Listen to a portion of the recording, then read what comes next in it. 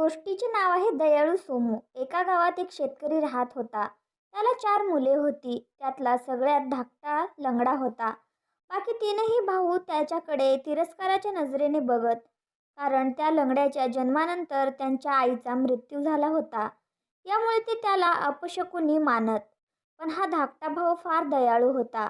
इतरांची सेवा करणे, प्राणीमात्रांवर प्रेम करणे त्याला फार आवडत असे. सारे गाव त्याला प्रामाणिक सोमू म्हणून ओळखत असे. एकदा गावात दुष्काळ पडला. लोक भुकेने मरू लागले. तेव्हा गरीब शेतकऱ्याने मुलांना बोलावून सांगितलं, मुलांनो, इथे दुष्काळ पडला आहे. तुम्ही दुसऱ्या शहरात जाऊन कामधंदा करून आपले पोट भरा आणि जेव्हा दुष्काळ संपेल तेव्हा परत या. मी तुमच्याबरोबर न येता कसे तरी आपले पोट भरीन, कारण मी आता म्हातारा झालो आहे आणि मी हिंडू फिरूही शकत नाही. तिन्ही मोठे भाऊ या गोष्टीला तयार झाले.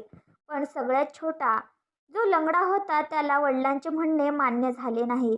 तो म्हणाला, बाबा, माझे मोठे भाऊ निघून गेले तरी चालेल, पण मी मात्र आपल्याला म्हातारपणी एकट्याला सोडून जाणार नाही. नको मुला, असा हट्ट करू नको. मी म्हातारा झालोय आणि माझे आता फार थोडे दिवस उरले आहेत. तू तुझ्या भावांबरोबर जा. माझ्याजवळ राहशील तर तूही उपाशी मरशील. अशा प्रकारे त्यांची समजूत घालून शेतकऱ्याने त्यालाही पाठवून दिले. शेतकऱ्याची तीनही मोठी मुले मतलबी होती. त्यांना आपला हा अपंग भाऊ अजिबात आवडत नसे. रस्त्याने जाताना ते तिघे पुढे निघून जात आणि सोमू मागेच राहत असे. या तिन्ही भावांना या लंगड्या भावाबरोबर राहायचेच नव्हते.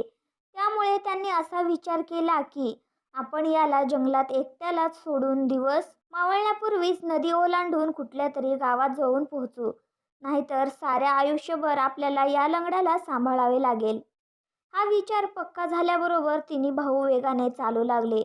बेचारा सोमू त्यांना हाका मारत राहिला, पण त्याच्याकडे लक्ष न देता ते दूर निघून गेले. आपण एकटे पडलो या कल्पनेने सोमू रडू लागला. तो पळूही शकत नव्हता. आपल्याला कुठले तरी जंगली जनावर खाऊन टाकेल या कल्पनेने तो घाबरला होता. अंधार वाढत चालला होता. त्याला वाटले, यापेक्षा वडिलांनी आपल्याला थांबू दिले असते तर बरे झाले असते. रडत रडत तो एका दगडावर बसला आणि आपल्या नशिबाला दोष देऊ लागला. रडता रडताच त्याला झोप लागली. सोमू अपंग असला तरी मनाने फार चांगला होता. भावांनी एकट्याला जंगलात सोडले तरी त्याने त्यांना दोष दिला नाही. त्याने आपल्या नशिबालाच दोष दिला. ज्या झाडाखाली रडत रडत सोमू झोपी गेला त्या झाडावर एक परी राहत होती. त्या दयाळू परीला सोमूकडे पाहून दया आली. तिने खाली उतरून सोमूच्या निरागस चेहऱ्याकडे पाहिले आणि मग आपल्या हातातील जादूची छडी तिने सोमूच्या पांगळ्या पायांवरून फिरवली. मग काय, क्षणार्धात सोमूचे लंगडेपण संपून गेले. परीने विचार केला, आपण याचे लंगडेपण तर दूर केले, आता याची परीक्षा घेतली पाहिजे. असा विचार करून तिने एका कुरूप म्हातारीचे रूप धारण केले आणि आपल्या हातातील छडी फिरवली. सोमू झोपेतून जागा झाला. तो चटकन उठला आणि त्याने आपले कपडे झटकायला सुरुवात केली. या प्रयत्नात त्याने 2-4 पावले इकडे तिकडे टाकली आणि क्षणात त्याच्या लक्षात आले की आपला पाय आता लंगडा राहिलेला नाही. त्याच्या आश्चर्याला सीमा उरली नाही. त्याला कळेना की आपले लंगडेपण एकाएकी नष्ट कसे झाले. आश्चर्याने त्याने झाडाकडे पाहिले. तेव्हा त्याला एका फांदीवर बसलेली म्हातारी दिसली.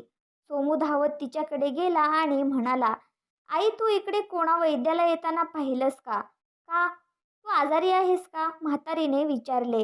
नाही, मी आजारी नाही, पण मला हे सांग, परमेश्वर येथे येऊन गेला काय? असं का विचारतोयस? तू वेडा आहेस का? म्हातारीने गोंधळल्याचे नाटक करून विचारले.